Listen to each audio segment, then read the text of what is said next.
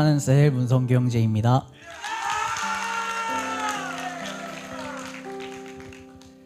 저는 2014년 11월 우리 교회에 처음으로 출석하게 되어 지금껏 이렇다 할 큰 사건 없이 무난히 교회에 잘 정착하여 요다엘 청소년 훈련과 해피스쿨, 성인이 된 후에는 양육 훈련을 받으며 청소년기를 보냈습니다.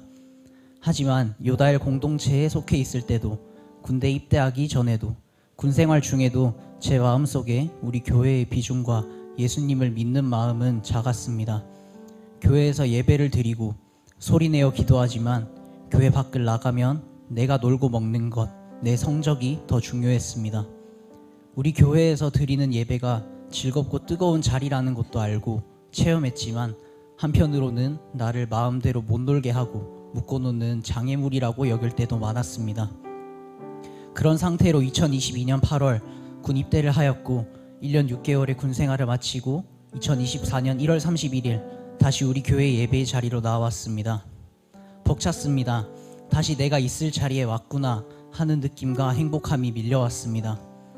내가 단순히 전역을 했다는 기쁨에서 나오는 것이 아니라 하나님이 나를 지금까지 지켜봐주고 계셨구나, 내가 우리 교회에서 예배를 드리는 것을 기뻐 받으시는구나 하는 영혼이 맑아지는 느낌을 받았습니다. 하지만 동시에 마음속 한켠에는 죄책감이 피어올랐습니다. 저는 군 생활을 하는 동안 군종병 활동을 자처하여 예배의 진행과 교회 청소 등으로 대대 내의 교회를 섬기며 지내왔습니다. 그 시간 동안 나름대로 믿음을 잘 유지하고 있다고 생각했지만 사실 주일이 아닌 평소 일과 시간의 저의 언행들은 입대 전보다 더 심하게 타락한 모습이었습니다. 타인에 대한 화, 순간적으로 치밀어 오르는 분노를 군대라는 폐쇄적인 공간에서 받는 어쩔 수 없는 스트레스라는 명목으로 풀어내야 한다며 스스로 합리화하고 욕하며 세상 사람들이 봐도 저 사람은 예민하다 싶을 정도로 날이 선 모습으로 시간을 보냈습니다. 머리로는 이렇게 살면 안 된다는 것을 알고 있었습니다. 하지만 이미 습관이 된 모든 말과 행동들을 하루아침에 다잡기란 쉽지 않았고, 이런 괴리감과 이럴 수 없었다고 변명하며 나를 합리화하는 악순환이 반복됐습니다. 그래서 전역 후에 찾아온 이번 시즌 제자학교 훈련은 또 다른 말씀으로, 찔림으로, 기도응답으로 습관이 된 죄들을 벗겨내고 선한 변화를 얻을 수 있을 것이라는 기대가 있었습니다. 매주 진행되는 훈련은 오늘 어떤 것을 배우고 얻어갈 수 있을까, 내가 어떤 성장을 이뤄낼 수 있을까를 기대하는 한 주의 연속이었고, 나의 예전 모습들을 회개하고 앞으로의 인생을 위한 기초를 다지는 시간들이었습니다. 내가 가지고 있던 개똥 철학들과 어리석었던 가치관들을 벗겨내고 그리스도인의 가치관으로 새롭게 무장하는 시간이었습니다. 특히 하나님은 양육훈련을 통해 제 군생활을 돌아보게 하셨습니다. 제가 생각보다 더 많은 사람들에게 생각보다 더 깊은 상처를 안겨주었다는 것을 알게 하셨고 모두에게 사과하라는 마음을 주셨습니다. 그래서 훈련 기간 중 같이 군생활을 했던 동기들과 후임들에게 종종 전화를 걸었습니다. 대부분이 무시하고 전화를 받지 않을 줄 알았는데 다행히 모두들 전화를 받아주었고, 그 친구들에게 제가 욕하고 못되게 굴어서 미안하다고, 또 혹시나 내가 모르는 상처를 준 것이 있다면 말해달라고 이야기했습니다. 대다수가 그 정도까지 할 필요 없다고, 군생활 중에 일어난 일인데 누가 그렇게 깊게 신경 쓰냐고 이야기했습니다. 그래도 꿋꿋이 모두에게 사죄하고 용서를 구했습니다. 이전 같았으면 저도 나만 입 닫고 있으면 아무도 모르지, 아직 군대 안에 있고 다 뿔뿔이 흩어진 동기 후임들이 무슨 도움이 된다고 내 얘기를 떠벌리고 다니겠나 는 생각이었을 텐데, 훈련받는 저에게 성령님께서는 하나님이 알고 계시다는 감동을 주시고 계속해서 찔림을 주시고 잘못을 시인하게 하셨습니다.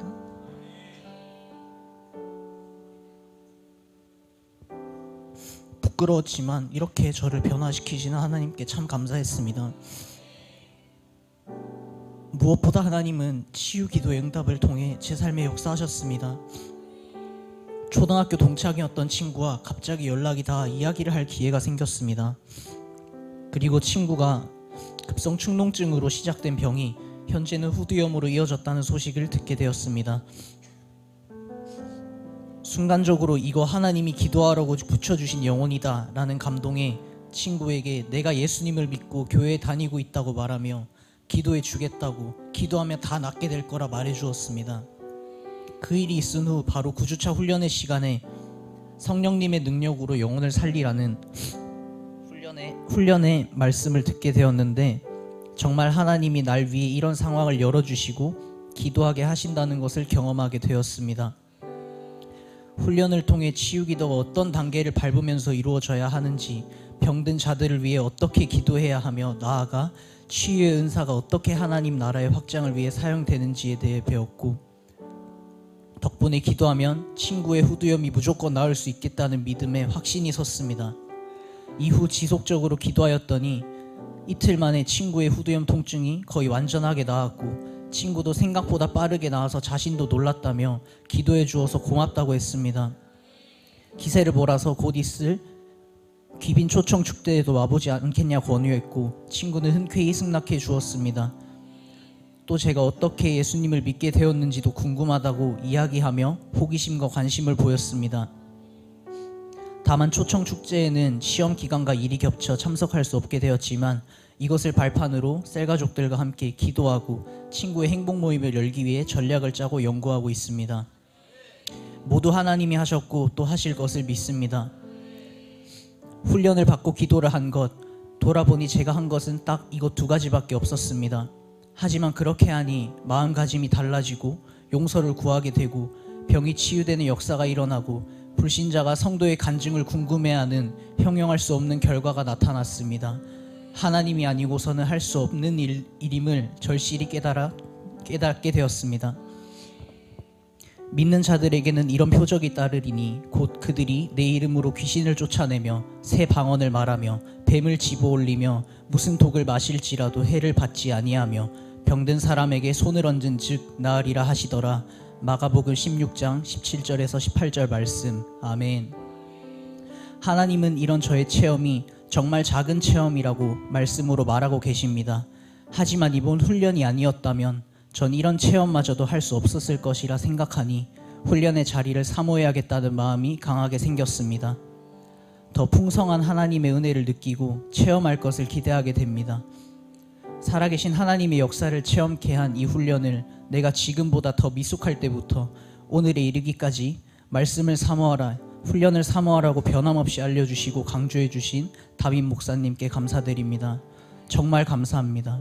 이제야 전 훈련의 가치를 깨달아 가고 있는 것 같습니다. 계속해서 저를 훈련해 주실 걸 정말 감사히 여기고 앞으로도 더 열심히 훈련 받겠습니다.